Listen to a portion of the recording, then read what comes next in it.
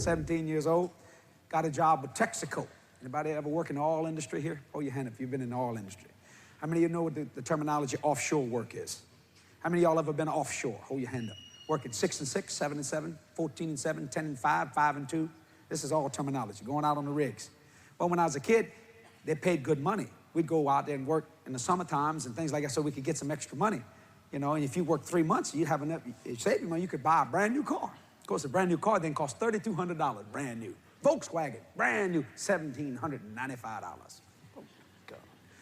Beautiful car. How many people remember those days? Yeah.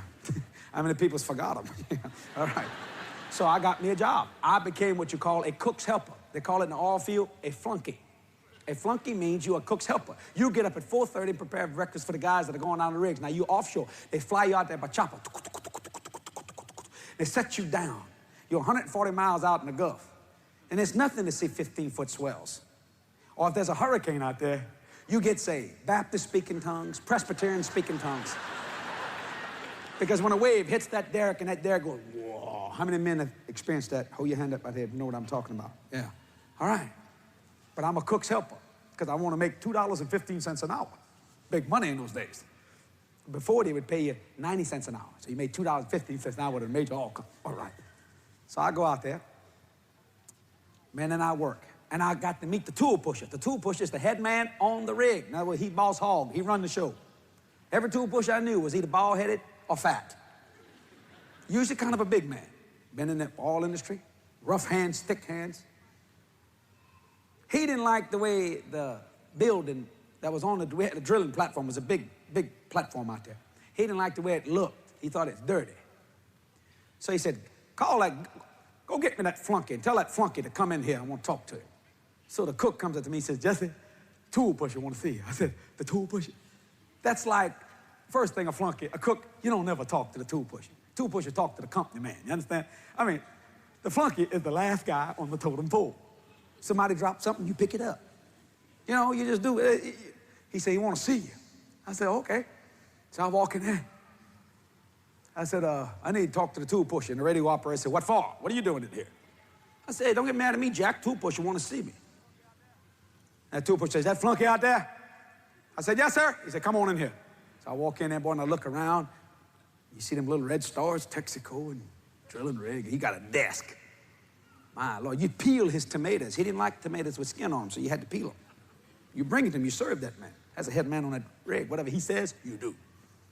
He looks at me and he says, you notice the front of this building's dirty. I want you to clean this building.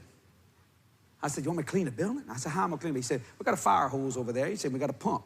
We got a pump that can pump out thousands of feet of case in the tube. He said, just hook that pump up and wash off this building. I don't like all this junk out here. Get all this oil in called dope. Anybody? Not dope like that. This is grease on threads. He said, I want you to clean that up. I said, yes, sir. He said, if you do a good job, might make you a roustabout. I said, a roustabout?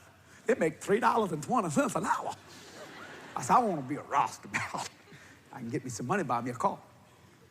He said, I said, okay. I said, sir, when I finish with this building, it'll be so clean you can be able to drag your tongue across the front of this building without getting a speck of dust. He looked at me and went, well, I'll tell you one thing. They always choose, I'll tell you one thing here. We'll see about that, young man. So you think you can get that done this afternoon? I said, yes, sir. So I went back to the cook. I said, I ain't peeling potatoes today. I'm going to wash the tool pusher's shack. Or we call it the shack, it was his building. So I go out there. Now, I am not a mechanical man, but I'm about ready to tap into the source. I'm talking major source here. So I go out there. I look at this pump. I say, let me get, and I'm looking for a water hose. I can't find it. We used to call them a hose pipe. Where's the hose pipe? I said, there ain't no hose pipe. I look over there. I said, well, and I noticed there's different fittings. I looked down there, and the fire hose that he was talking about was a little, it's only about this big. I went and found me a 5-inch fire hose. I took it off the wall. This thing is this big. I looked down there, and I said, it fit this connection. So, man, I cranked that connection up. I think, well, I'll wash the building off. I'll try to do the best I can. I'm about ready to tap into the source. So I go over there, one of these roustabouts come on. He said, what are you doing? I said, I'm going to wash the building off. He said, with that? I said, yeah. He went, I got to see this. I got to see this. I said, listen here, man. I said, Tool Push told me to do it. He said, hey. He said, you want me to help you put that pump on? I said, yeah. He said, okay. And I know what he could think. Look at this idiot. But I'm 17 years old, got one hair on my chest. Boy, I'm ready.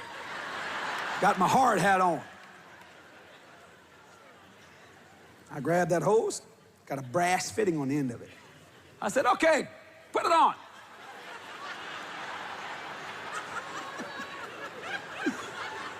I was about to become one with that hose. But I didn't know it. I was about ready to break the power of natural law.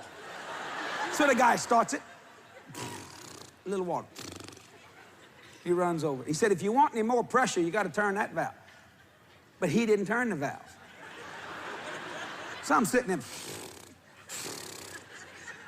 I said, no, man. So I walk over to that valve, that pump. He said, this one. I hear that pump go. I said, yeah, that ought to do it. All of a sudden, I see that hose go. And I run and grab the. I grabbed in that hose. And brother, I break all the windows. I knocked the radio operator out of his chair. I am cleaning. Wow.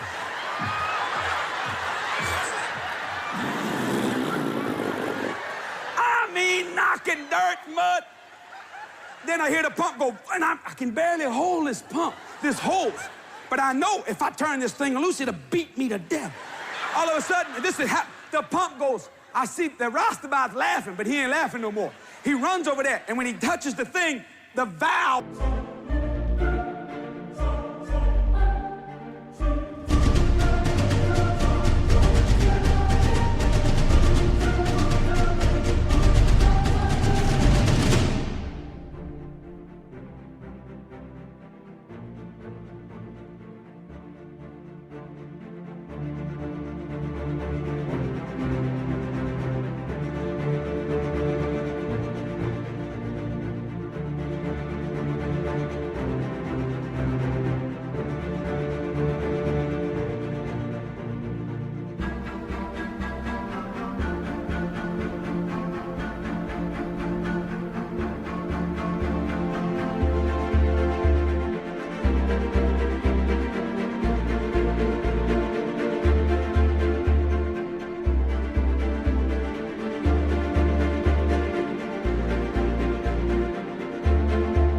Breaks. Boom! I mean, I'm getting hit, but I don't know how much pressure I'm holding. One man cannot hold a 5-inch fire hose. All of a sudden, I'm in the air.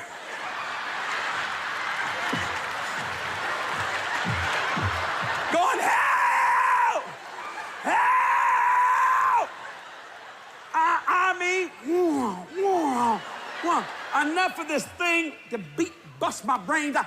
Got me flipping, flopping.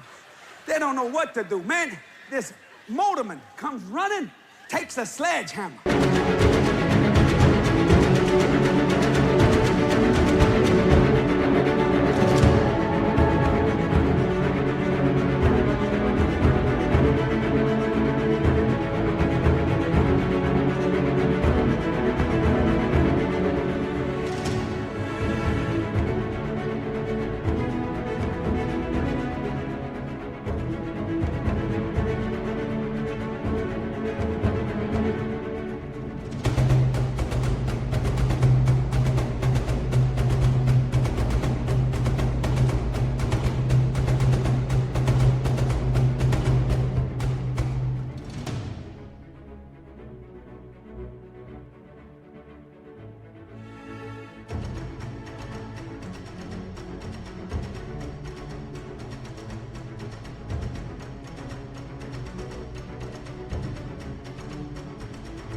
Starts beating that pump.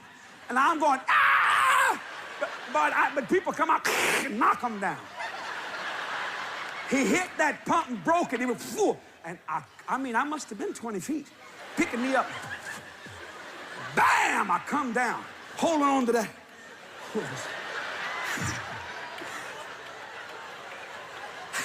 The tube pusher come out.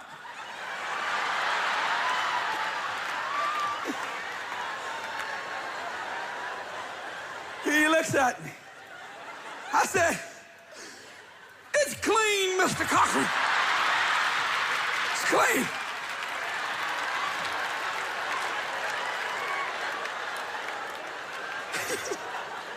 All the desks, the windows are knocked out. I blew all this. I mean, one man cannot. You ever seen 4 or 5 firemen on a hose light? And you see them doing this?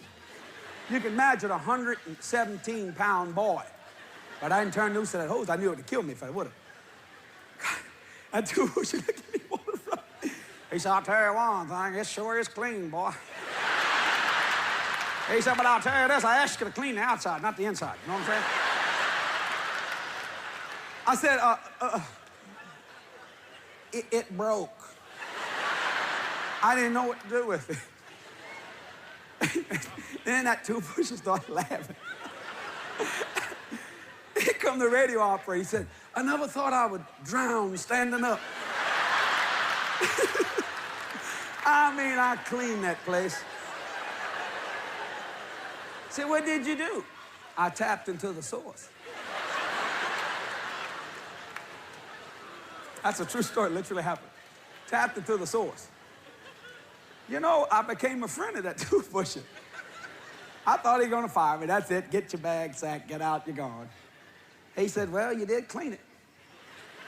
I said, "Mr. Cochran, there ain't a piece of dirt on it." I said, "Just look at there, Mr. Cochran." He said, "Yeah, but just there ain't a window in it neither."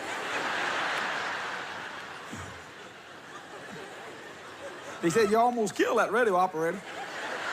And he grabbed me by the head and said, "I never did like that radio operator in it."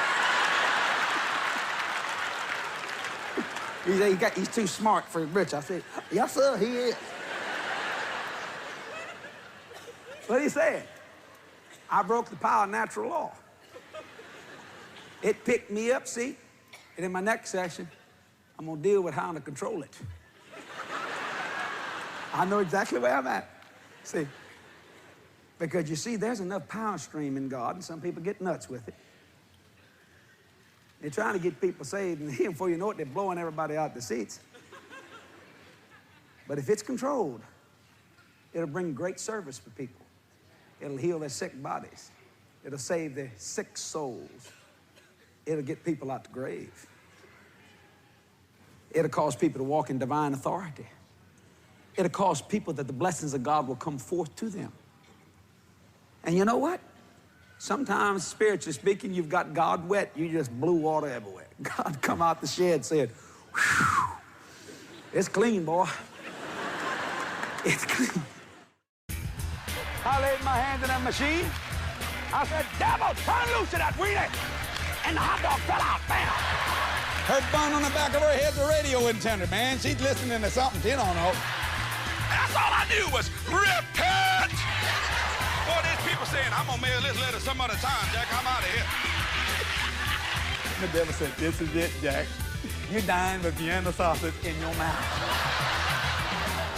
She said, "Dennis, a dead man coming up the road, and Jesse saw him." He said, "Well, close the door." I said, "Grandma, what y'all doing?" She said, "We're watching television." I said, "I know that, but why y'all dressed up?" She said, "They can see us." The Merry Heart Series, 6 DVD set. Order yours today.